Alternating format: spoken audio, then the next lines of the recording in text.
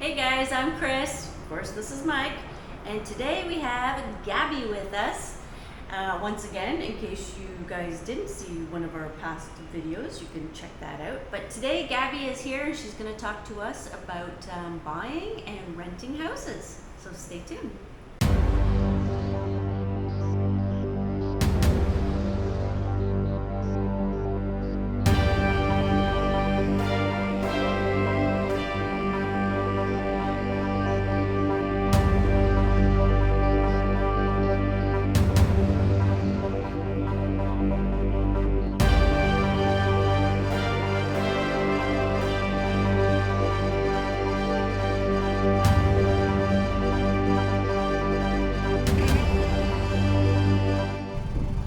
Ya, me olvidé decirte que dos tres curitas, bien tenía la plata y le que a lo que más alguien le paga, no te preocupes.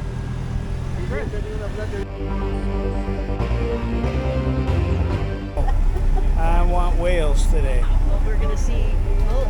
I want we're the going to see whales. some sea lions as well.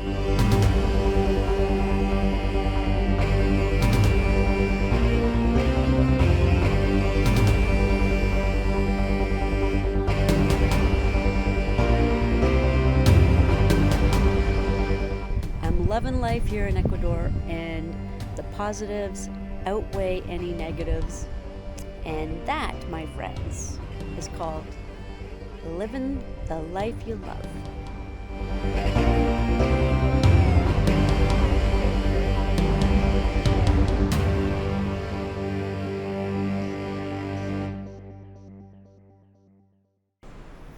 Okay, welcome back. So yes, Gabby was with us for two other videos. One on renting houses in the and condos in the alone area, and one for buying houses.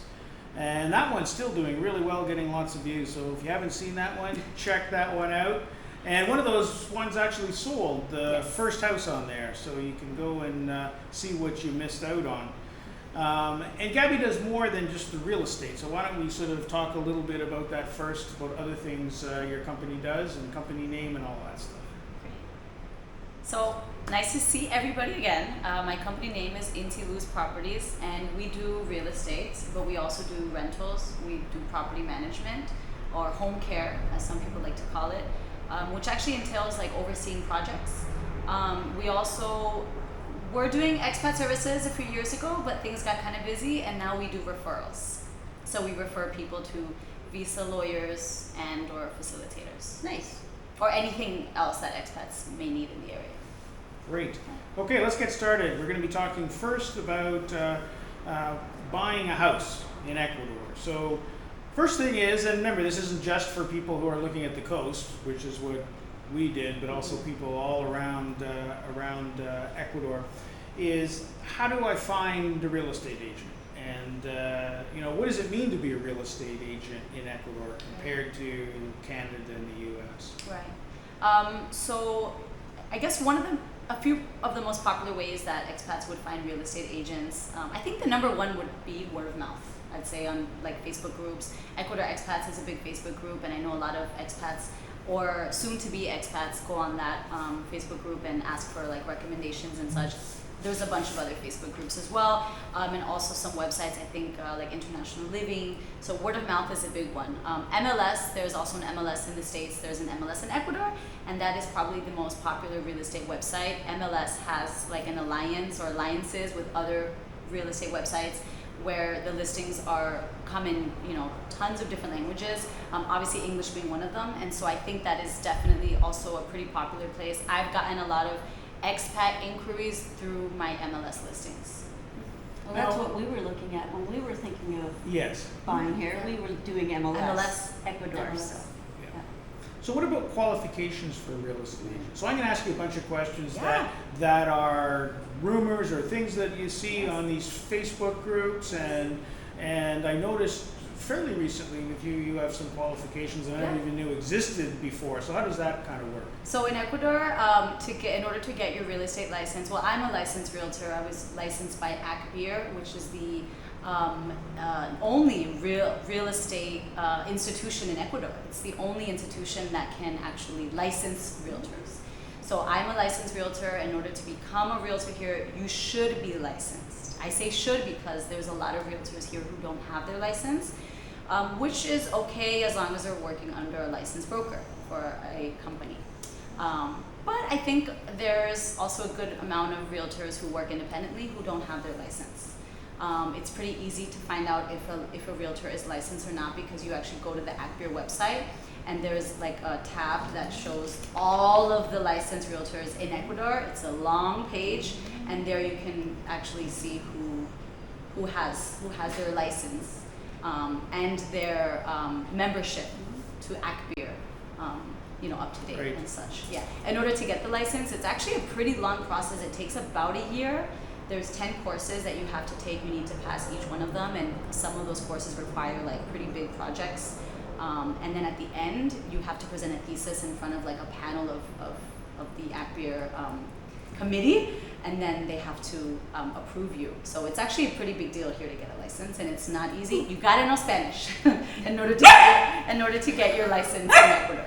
You've met a new friend I here. did. Okay, that's enough.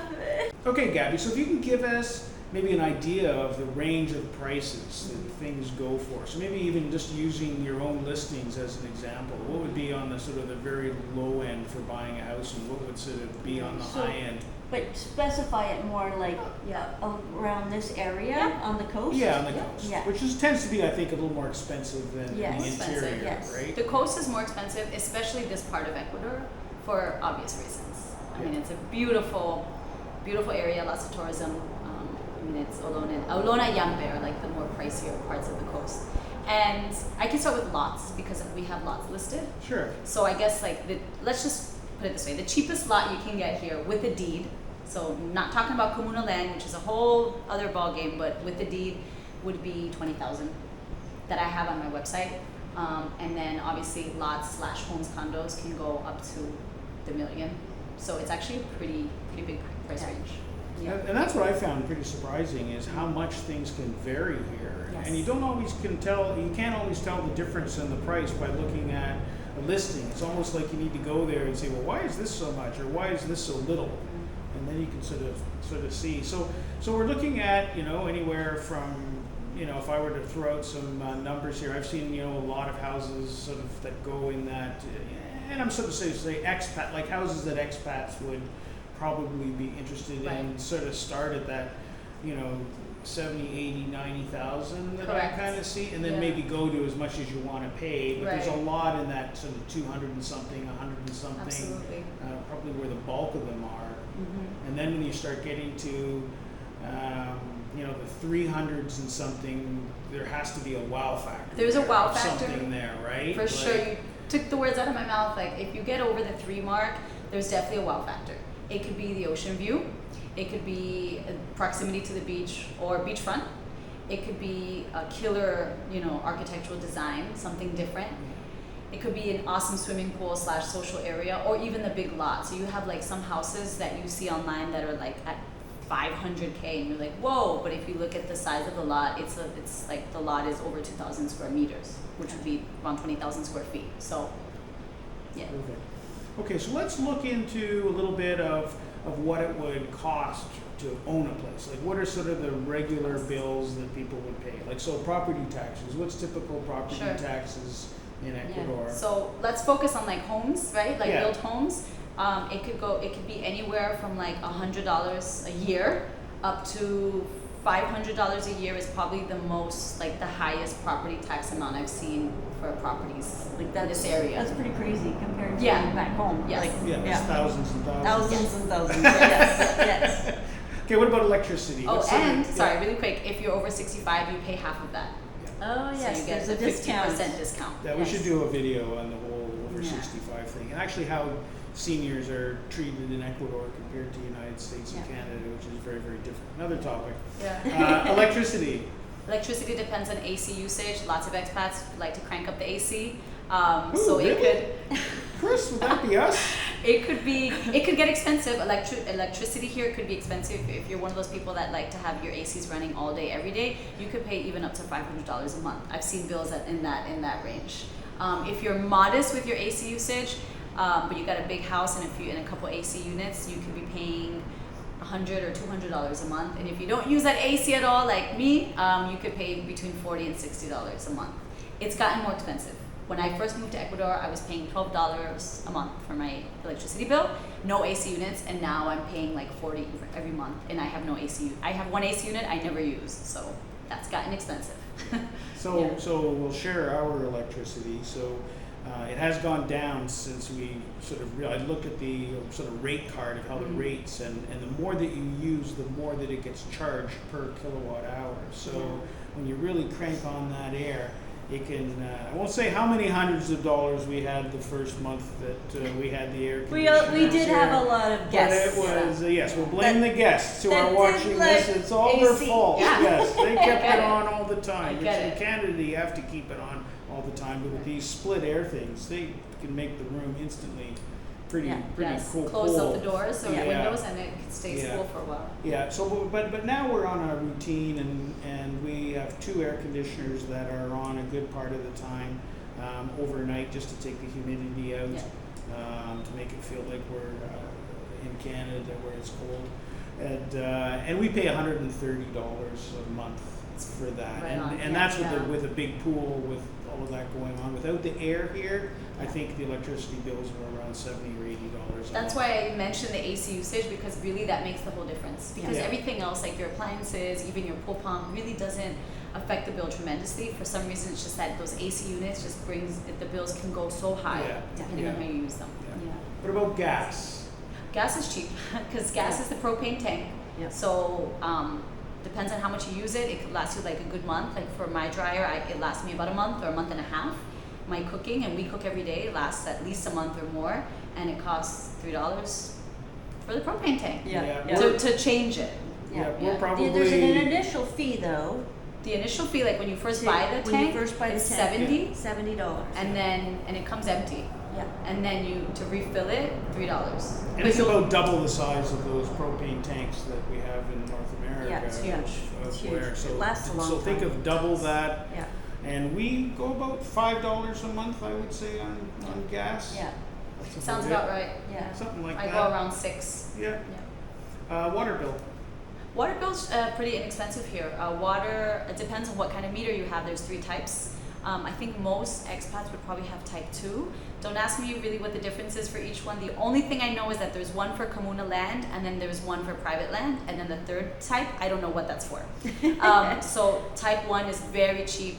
That's communal land though, so we won't really get into Yeah. that. Type 2, which is private land, the bills can be around between $12 to $15 a month. Yeah, our most expensive one we've had has been about $14. Yeah. We've had it as low as 8. Mm-hmm. And again, that's with a pool that needs to be filled as well. So I know our neighbors' bills they're like $8, $7. Pretty inexpensive. Yeah. And if you're in a gated community, there's HOA fees. So HOA. Yeah. So how much would they typically be? I know they Could range. vary, as well. could vary. I've seen the cheapest HOA fee I've seen is $60 a month, which is in the Valles de Olo neighborhood we were just talking about. And that's actually a really good one because that includes like the security, 24/7 security, like road maintenance, swimming pools. There's a lot of homes in that subdivision, so that's why I think it's Oh, I love that just so. place. Yeah, that's Yeah. a great place. Yeah, it Yeah. looks awesome there. But then I've seen HOAs up to like $200 max a month, $200 a month max. In this area the HOA fees aren't too high. Maybe in like Guayaquil or some other city or area, the HOAs may be higher because there may be more on More in services that being more services offered, right, right? in that gated community. Yeah. But Now, What about Go ahead. what about home insurance? Do you need home insurance here? you don't need it, but I highly recommend. I don't really know so much about how much home insurance is. I haven't checked in on that figure in a while. So what I usually do, and I think I did this with you guys, is I recommend a broker to my clients, and then the broker can offer like all sorts of plans. I'm not up to date on what it costs. Yeah, so I guess one of the most popular brokers for expats is Blue Box Yeah. that a lot of Blue people Box. use.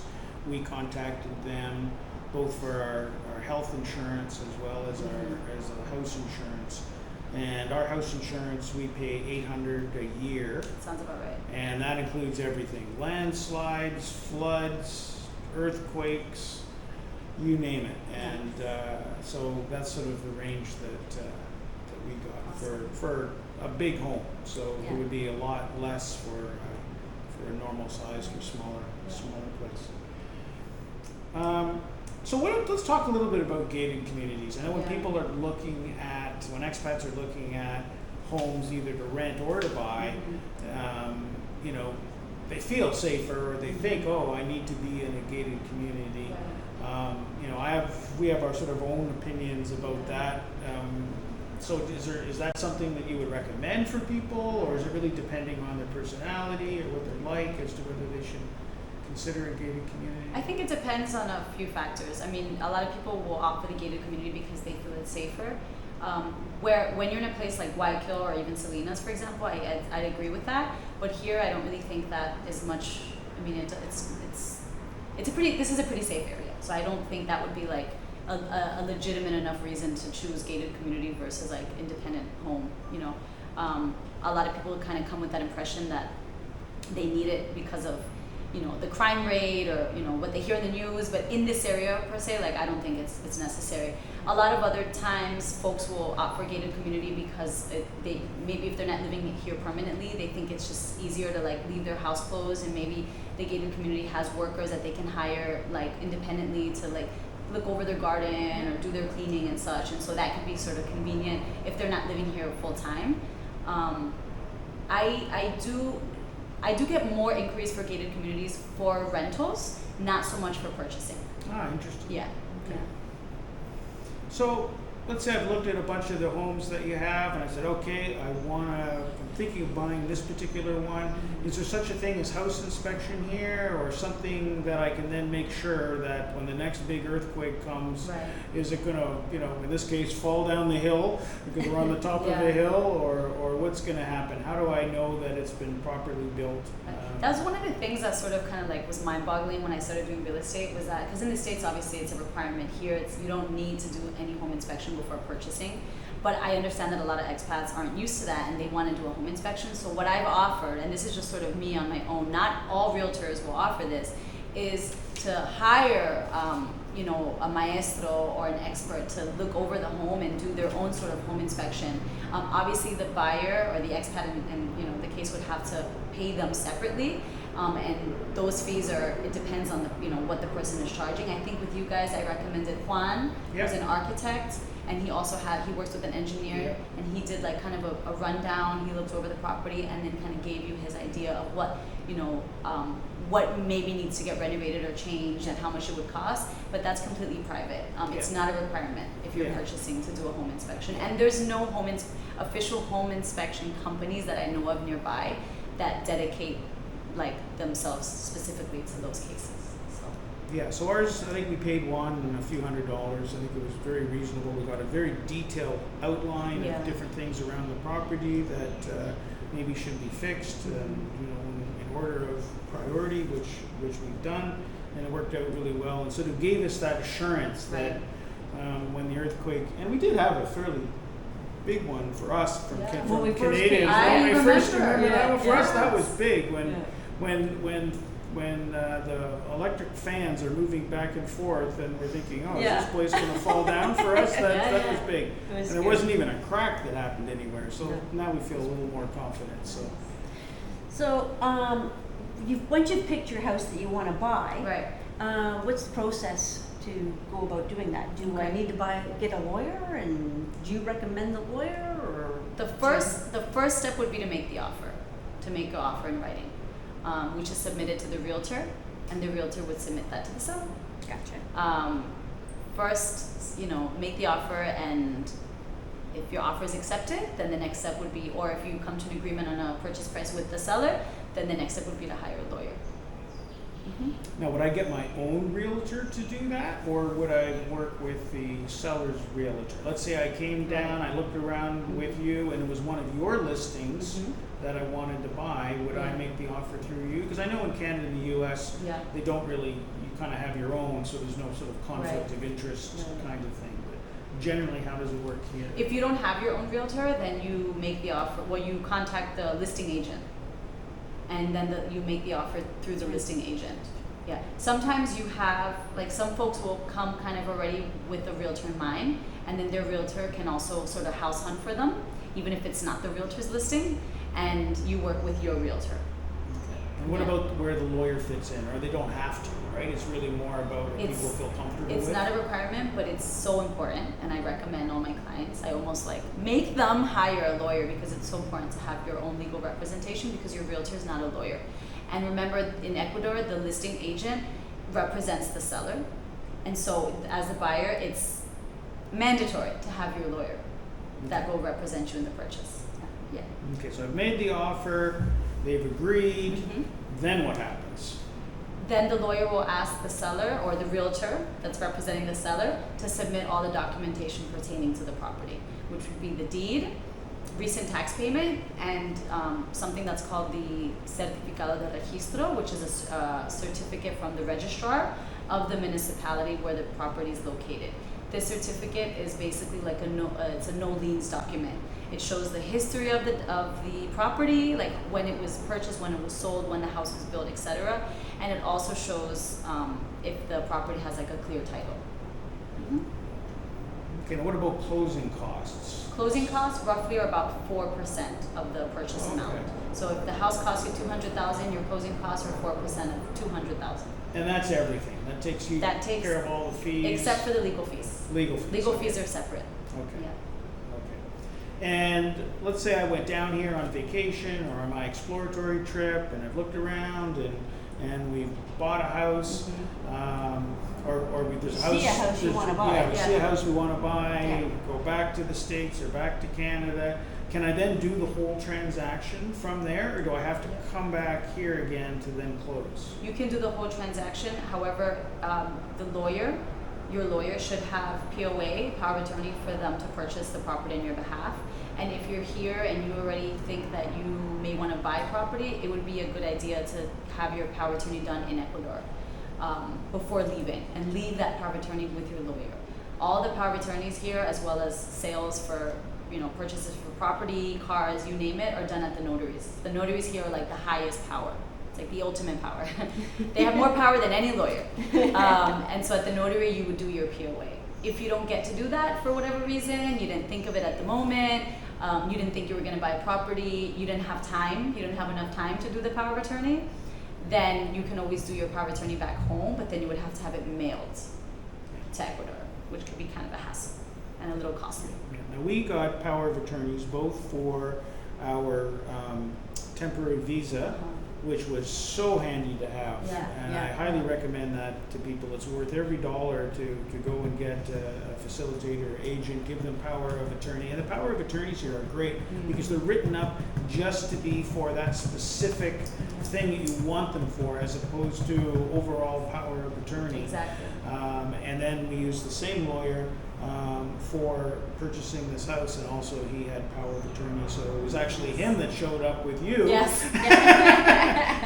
to do the closing Sebastian, and everything. love him. Yeah, we highly to recommend Sebastian in one of your videos. He's great. Yeah, Sebastian Cordero works out of Quito, and we highly recommend him for any kind of lawyer needs, but I think his specialty is real estate as well as He's the bilingual. visas. Yes. He's bilingual, speaks perfect English. So how long does it take to close a house?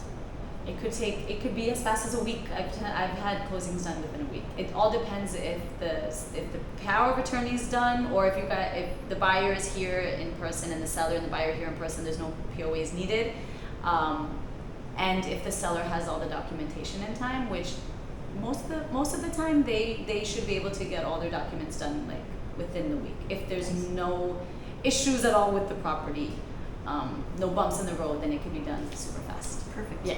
Oh, yeah.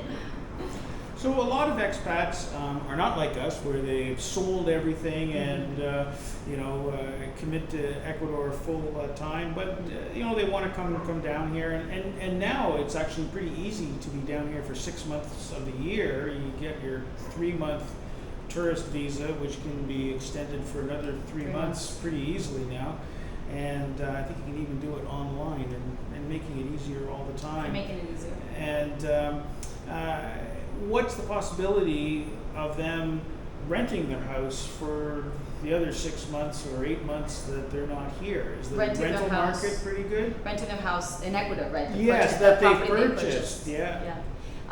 There's low season and high season. So the low season is now. So it's from May. So yeah, I'd say about May, June, from June 1st to December to Christmas. Yeah. And then after Christmas through May is high season. During high season, yes, you'll have no problem renting the property out. There's lots of tourism in this area, and I'd say it's a pretty good rentals market during those 6 months of the year. During the low season, there's some holidays in between, and then July and August is when school's out for people that live in the Andes, so there's tourism during those months as well. But there's definitely a really slow time of year, which is actually like right now, it's like September, October, November. Aside from those holidays in between where things don't rent so easily, and you can expect that the house may be empty during that time, unless you're lucky. And there's different rates for those Different rates. times too, Yes. right? Yeah. Exactly. So any advice, this is the last question about, buying a house in Ecuador, any advice you'd like to give people as to anything else we didn't cover in the questions about if they're thinking about buying a house? One thing I think would be important to ask here is financing. Can you get financing to buy a house here, or do you have to have the whole lump sum? Yeah, you gotta have the whole lump sum For everybody, that's for everybody.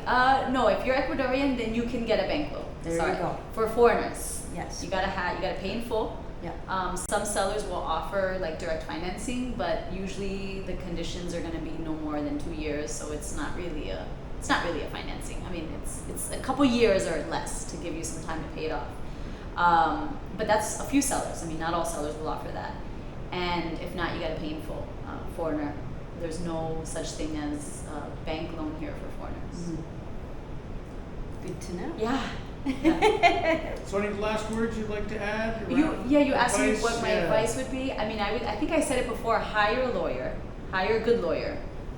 We can all recommend Sebastian here, but there's a few other good ones. And I would say, get to know the place, do your research. If you're thinking of buying in Ecuador, try renting for a few months.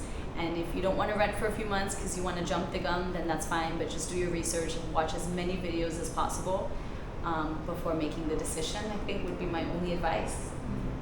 And go with a good realtor. Go with a good realtor as well. Great, thank you very much.